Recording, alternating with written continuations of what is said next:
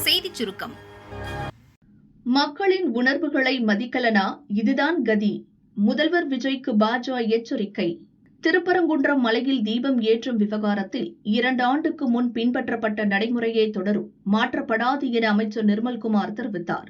இதற்கு பாஜக கண்டனம் தெரிவித்துள்ளது. இந்த விவகாரத்தில் தவேக அரசின் நிலைப்பாட்டை உடனே தெரிவிக்க வேண்டும் என்று பாஜக மாநில தலைவர் நயினார் நாகேந்திரன் வலியுறுத்தியுள்ளார். அவரது அறிக்கையில் மாற்று சக்தி என்று கூறி ஆட்சிக்கு வந்துவிட்டு இந்து விரோத திமுகவின் சதி சுவடுகளையே பின்பற்றுவோம் என்று அமைச்சர் அறிவித்திருக்கிறார். தவேக ஒரு ஏமாற்று சக்தி. அமைச்சர் கருத்தை முதல்வர் விஜய் ஆமோதிக்கிறாரா அல்லது இந்துக்களின் பண்பாட்டு உரிமையை பறிக்கும் விதமாக ஐகோர்ட் தீர்ப்பை அவமதிக்கப் போகிறாரா? இல்லை, தீய சக்தி திமுகவுக்கும் தூய சக்தி தவேகாவுக்கும் எந்த வித்தியாசமும் இல்லை என்பதை ஒப்புக்கொள்கிறாரா என நாகேந்திரன் கேட்டுள்ளார். பாஜக மூத்த தலைவர் தமிழிசை திருப்பரங்குன்றத்தில் உரிமையை நிலைநாட்ட போராடுவதை அமைதிக்கு குந்தகம் விளைவிப்பதை போல அமைச்சர் நிர்மல்குமார் உருவகப்படுத்துகிறார் என கூறியுள்ளார். 2 ஆண்டுகளுக்கு முன்னிருந்த நிலையே தொடரட்டும் என்றால் நீங்கள் எல்லாம் எப்படி வந்தீர்கள், ஏன் வந்தீர்கள் என்று தமிழக மக்கள் கேட்கலாமா? திருப்பரங்குன்ற மக்களின் உணர்வுகளை மதிக்காததால் தான் முந்தைய அரசு புறந்தள்ளப்பட்டது. அவசர காலத்தில் அடித்த விசில் சத்தத்தில் வெற்றி பெற்ற உங்களுக்கு உரிமைக்காக போராடும் மக்களின் உரத்த குரல் காதில் விழாது. தீபம் ஏற்றுவதை தடுக்கும் எண்ணத்தை விட தமிழகத்தில் நிலவும் மின்வெட்டையும் முறைகேடுகளை களைவதிலும் முதலில் அக்கறை செலுத்துங்கள் என்று தமிழிசை கூறியுள்ளார். என்ன பித்தலாட்டம்! திமுக ஆட்சியில்தான் 264 சீட் மத்திய கோட்டாவுக்கு போச்சு. தமிழகத்தில் உள்ள அரசு மருத்துவக் கல்லூரிகளில் சூப்பர் ஸ்பெஷாலிட்டி எனப்படும் உயர் சிறப்பு மருத்துவ படிப்புகளுக்கான இடங்கள் உள்ளன. இந்த இடங்களில் ஒரு பகுதி மாநில ஒதுக்கீட்டின் கீழ் தமிழக டாக்டர்களுக்கும் மற்றொரு பகுதி அகில இந்திய அளவிலான டாக்டர்களுக்கும் பிரிக்கப்படும். தமிழகத்தை பொறுத்தவரையில் மொத்தம் 422 உயர் சிறப்பு மருத்துவ படிப்பு இடங்கள் உள்ளன. இதில் 219 இடங்கள் மாநில ஒதுக்கீட்டிற்கு வரும். மீதமுள்ள இடங்கள் அகில இந்திய ஒதுக்கீட்டிற்கு போகும். முந்தைய திமுக ஆட்சி காலத்தில் மாநில ஒதுக்கீட்டில் இருந்த இடங்களை தமிழக அரசு டாக்டர்களை கொண்டு நிரப்ப முடியவில்லை.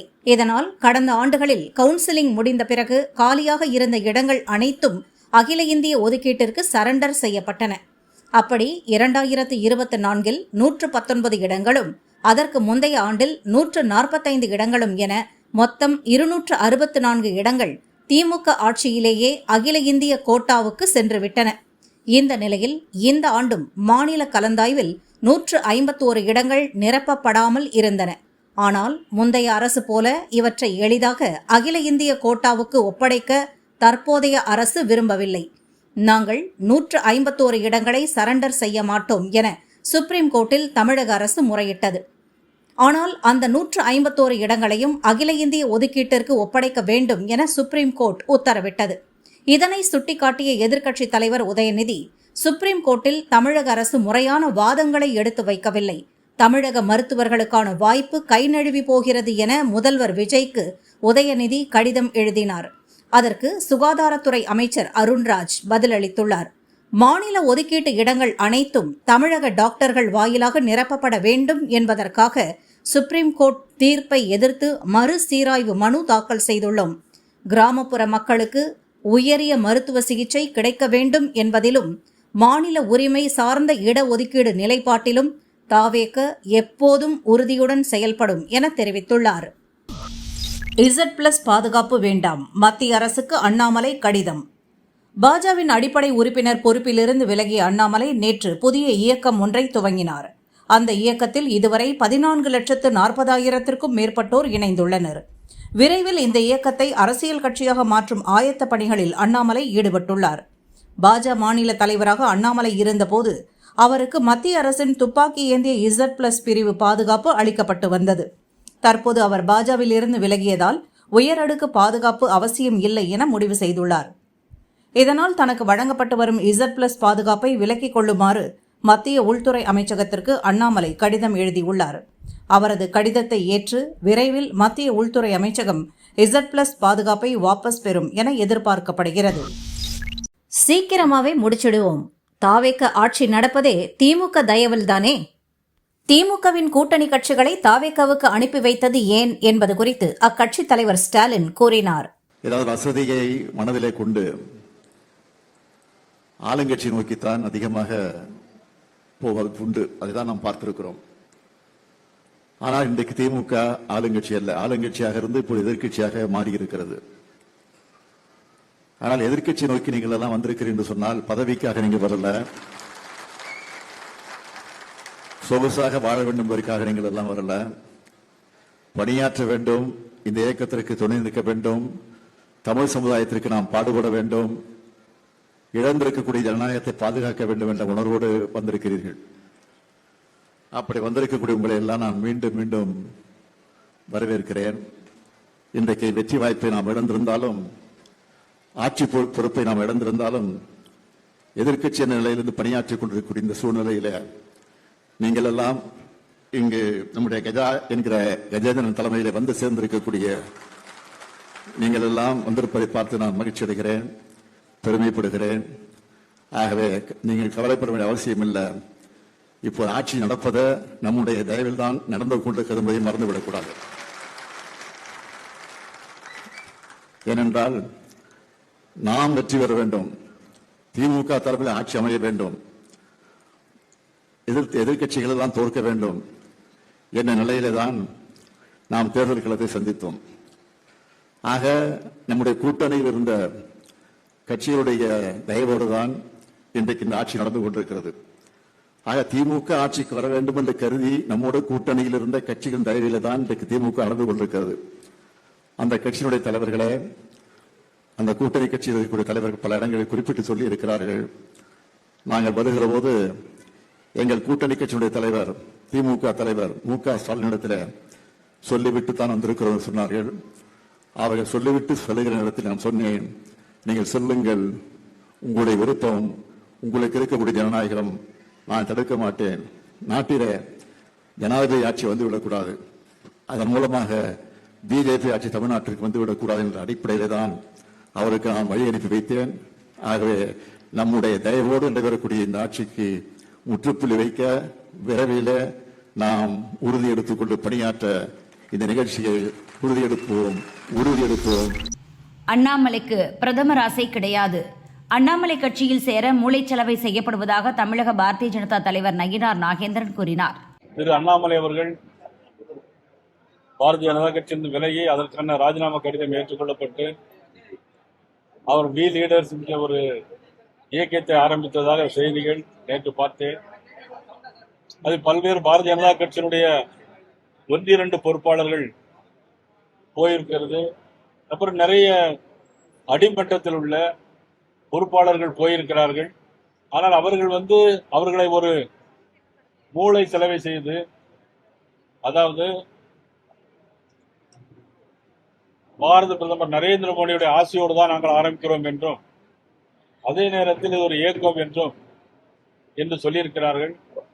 நான் பத்திரிகையில் ஊடகங்கள் வாயிலாக நான் தெரிவித்துக் கொள்வது, பாரத பிரதமர் நரேந்திர மோடியுடைய ஆசையோ, எங்களுடைய உள்துறை அமைச்சர் அமித்ஷாவுடைய ஆசையோ, தேசிய தலைவருடைய ஆசையோ, யாருடைய ஆசையும் எந்த இயக்கத்திற்கும் கிடையாது.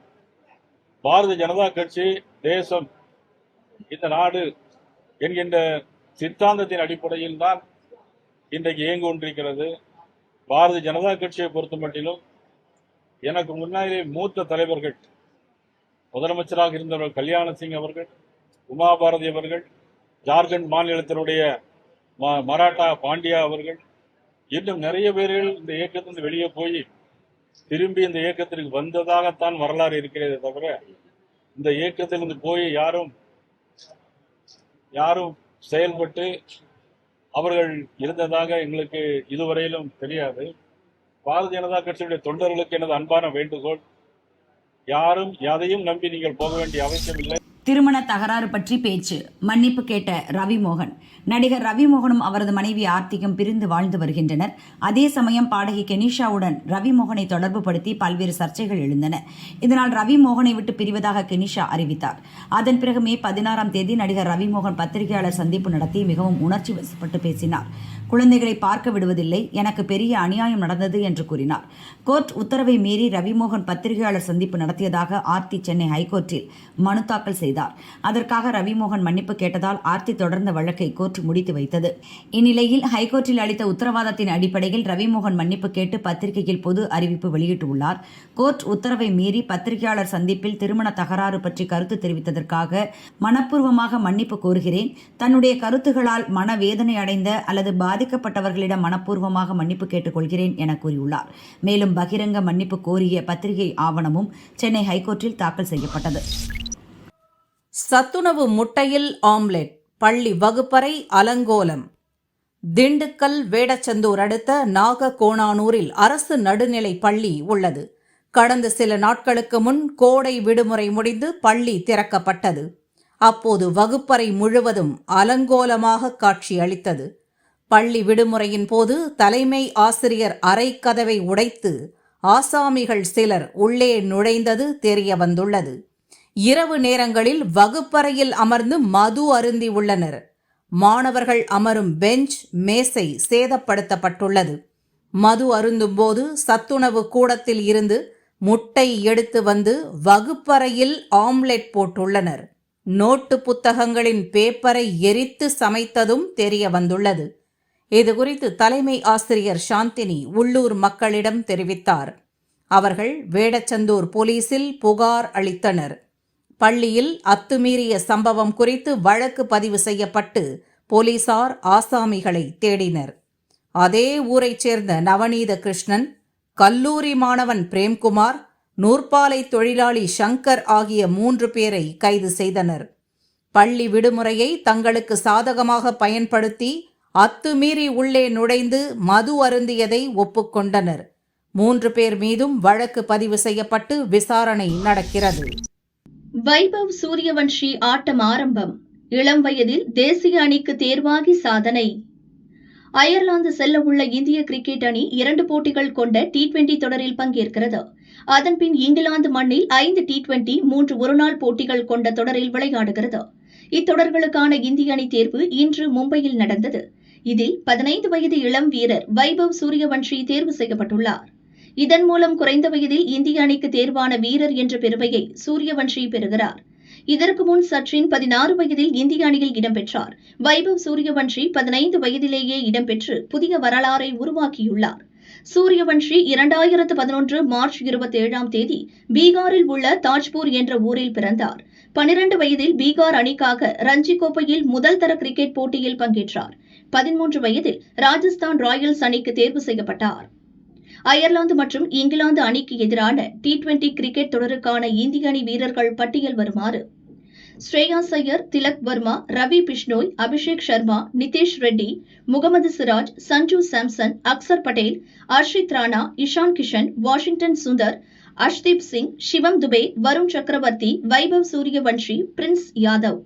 இதேபோல செப்டம்பர், அக்டோபர் மாதங்களில் ஜப்பானில் நடக்கவுள்ள ஆசிய விளையாட்டுக்கான இந்திய கிரிக்கெட் அணியும் அறிவிக்கப்பட்டது. இதிலும் வைபவ் சூரியவன்ஷி இடம்பெற்றுள்ளார். இந்திய அணி வீரர்கள் பட்டியல் பின்வருமாறு: ஸ்ரேயாஸ் ஐயர், திலக் வர்மா, ரவி பிஷ்னோய், அபிஷேக் சர்மா, நிதிஷ் ரெட்டி, பும்ரா, சஞ்சு சாம்சன், அக்சர் பட்டேல், அர்ஷித் ராணா, இஷான் கிஷன், வாஷிங்டன் சுந்தர், அஷ்தீப் சிங், சிவம் துபே, வருண் சக்கரவர்த்தி, வைபவ் சூரியவன்ஷி.